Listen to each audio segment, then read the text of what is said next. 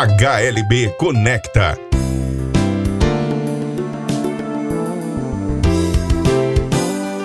A série de podcasts que liga você aos principais temas do mercado. Olá pessoal, eu sou a Andréia Diniz, gerente de marketing da HLB Brasil, e você está ouvindo mais uma edição da nossa série de podcasts HLB Conecta, que aborda os principais temas da economia e finanças no mundo, né, no Brasil e no mundo. O presidente Jair Bolsonaro assinou uma MP que reedita o programa BEM, né, aquele programa que permite a suspensão e redução dos contratos de trabalho e salário, né. Essa medida já era esperada por ser um meio de contenção para os efeitos da Covid-19, mas qual será o real impacto dessa volta do programa, né?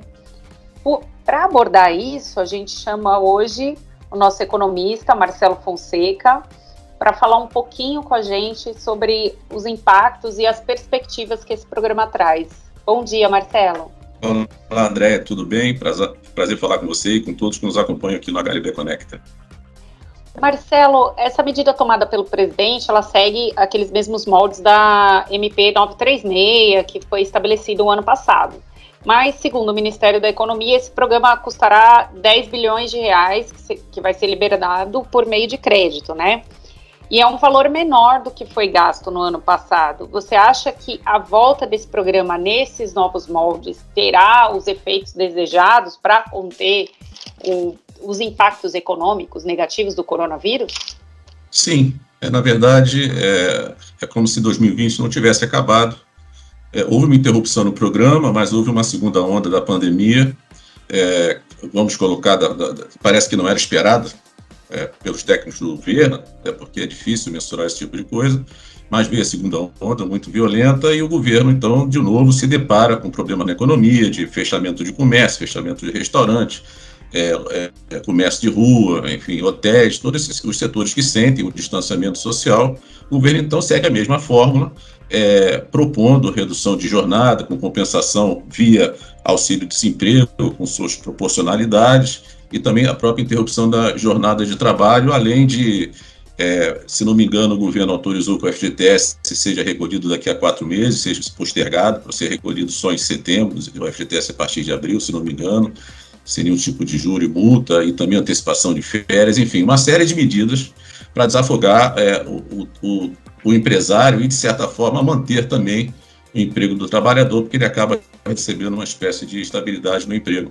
Então, tudo que pode ser feito para que se mantenha um estado minimamente na relação entre empregado e trabalhador, de emprego, manutenção de emprego, mesmo com uma redução de renda, isso dependerá muito de quanto ganha o trabalhador em função das regras da proporção do teto do auxílio-desemprego, tudo isso é favorável, eu vejo de forma favorável, e eu acho que o gasto tem que ocorrer mesmo, não há outro jeito, a gente só espera que isso realmente seja suficiente no prazo proposto, que isso não tem que ser prorrogado mais ainda, porque se tiver que ser prorrogado mais ainda, eu acho que a questão não é nem o gasto, mas a questão é porque a pandemia, então, não terá sido resolvida ainda, a gente não consegue sair então da pandemia. Então a questão sanitária, que é a questão central aqui, ela acaba levando o governo a reeditar a norma, o que de certa forma para mim já era esperado. Você falou dessa questão da prorrogação, enfim, dos efeitos negativos de uma possível prorrogação desse programa novamente, mas você acha que os 120 dias seriam suficientes? Aí corre em paralelo a toda a questão da vacinação, né? Se a vacinação não for na velocidade necessária, não será suficiente, talvez tenha que prolongar, e a gente não sabe se isso vai se arrastar pelo ano todo, né? Então, isso é um reflexo do mercado de trabalho, que sente o problema da atividade econômica, que se retrai por conta do distanciamento social. Então, o programa é um auxílio necessário, mas nada mais é que um reflexo da atividade econômica que não consegue minimamente retomar uma normalidade. E essa normalidade está associada a toda a questão social. As pessoas não podem sair na rua, não podem frequentar, utilizar serviços, o próprio comércio de rua está sentindo muito, shopping centers, enfim. Então, eu acho que é isso, é necessário, mas reflete uma situação que se mantém desde 2020. Você acha que demorou para esse programa ser aprovado, essa nova versão? Eu acho que sim. Eu acho que no momento que acabou um programa e a situação era a mesma, deveria ter sido imediatamente prorrogado. Não é? Porque nesse intervalo, provavelmente, pode ter aumentado muito aí, muitas pessoas podem ter sido dispensadas, porque o próprio empresário não aguentou ter essa pessoa no seu quadro. Né? Então, no momento que termina, ou até antes, né? Antes de terminar, se você já observa que o quadro é o mesmo, caberia a quem de direito se organizar, se articular para prorrogar. Mas aí você começa a encontrar muita questão de burocracia, uma série de questões que não andam na velocidade necessária e acabam correndo esses buracos no tempo. Então, não era nem para ter sido realmente interrompido, não. Uhum. A volta desse programa ela foi possível após a aprovação da Lei de Diretrizes Orçamentárias, né, uma mudança nessa lei que permitiu gastos temporários para o combate à pandemia, né, o governo ultrapassasse o teto. Você pode explicar um pouquinho para a gente a importância dessa lei para esse programa, enfim, essa questão do governo, dessa ampliação, da mudança da Lei de Diretrizes Orçamentárias? O que acabou viabilizando nas negociações do orçamento, que foram muito complicadas, foi exatamente a lei ter excluído esses gastos das obrigações do orçamento, porque quando você aumenta um gasto, você tem que, como contrapartida, mostrar algum tipo de receita ou redução de despesa e custo. No momento que você exclui isso dessa lógica, você segue em paralelo com esse tipo de gasto, né? Também, de novo, assim, não tinha outra solução, né?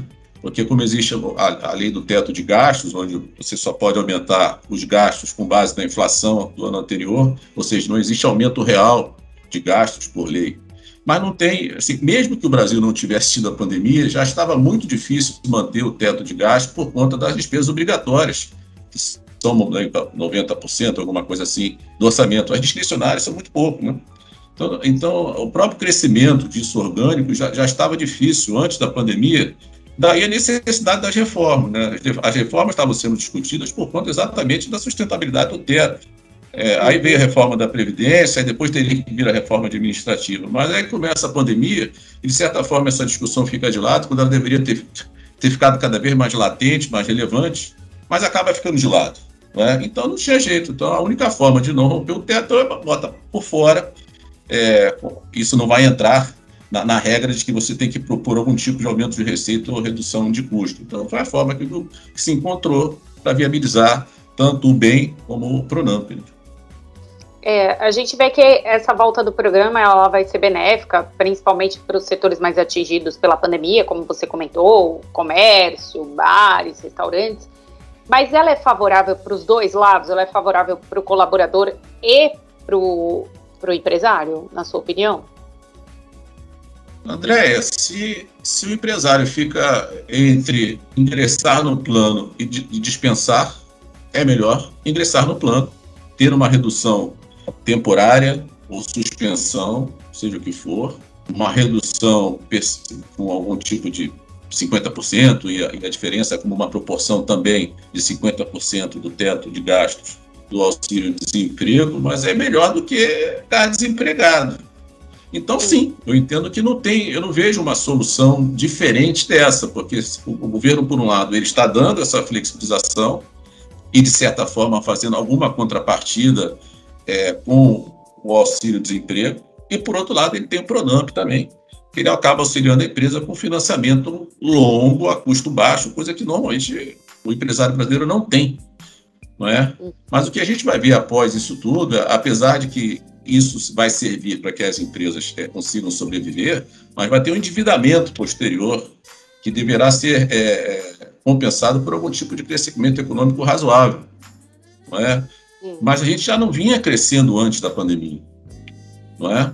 Então, nada garante que a gente vai voltar a crescer, ou crescer como deveria estar crescendo antes da pandemia, após um momento desse tão complicado, né? Então, são muitas questões que na verdade, a gente está falando aqui do Pronamp, do micro e pequeno empresário, né? Que isso fica na cabeça do micro e pequeno empresário, são as preocupações que ele tem, e essa preocupação se reflete na hora dele contratar, na hora dele investir, na hora dele ampliar a operação dele. Isso tudo também acaba repercutindo no próprio crescimento do PIB, no próprio nível de emprego da economia. Então, assim, são muitos desafios que a gente tem pela frente, mesmo após o fim da pandemia. Acho que a gente vai ter muitos desafios para todos.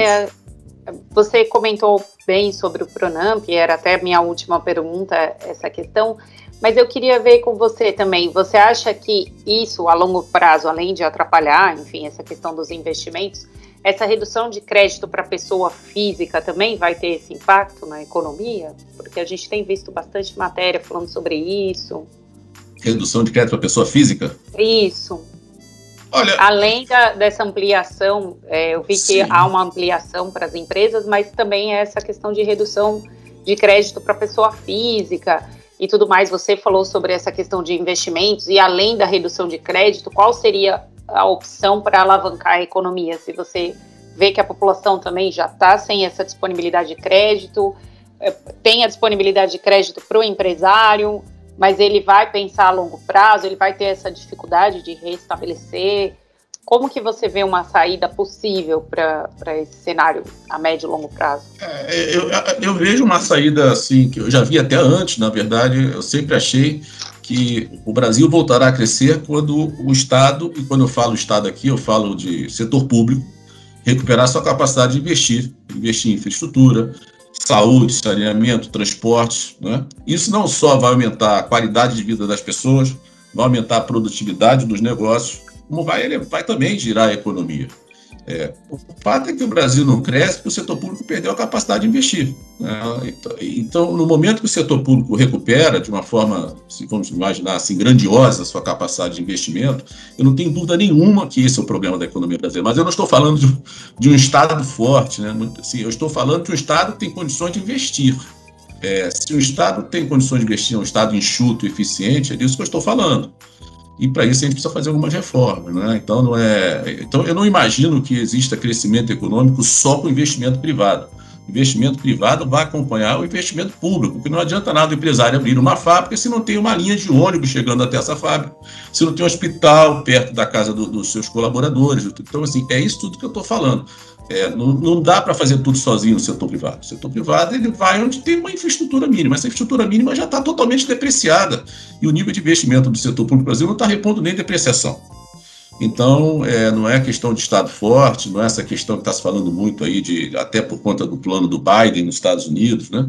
Não é isso que eu estou falando aqui. Até porque existem diferenças até de eficiência na alocação de recursos. No Brasil tem vários desafios.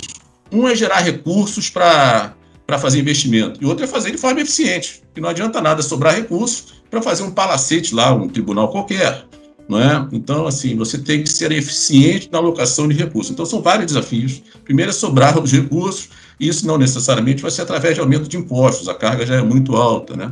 Tem que ser através de uma redução de custos, né? E outra coisa é você também ser eficiente na alocação, alocar em projetos rentáveis socialmente, que eu estou falando aqui, não é? O setor privado vai buscar uma rentabilidade econômica, mas o retorno social tem que ser do setor público, sobretudo em infraestrutura. No momento que o Brasil perdeu há anos, o nosso crescimento parou.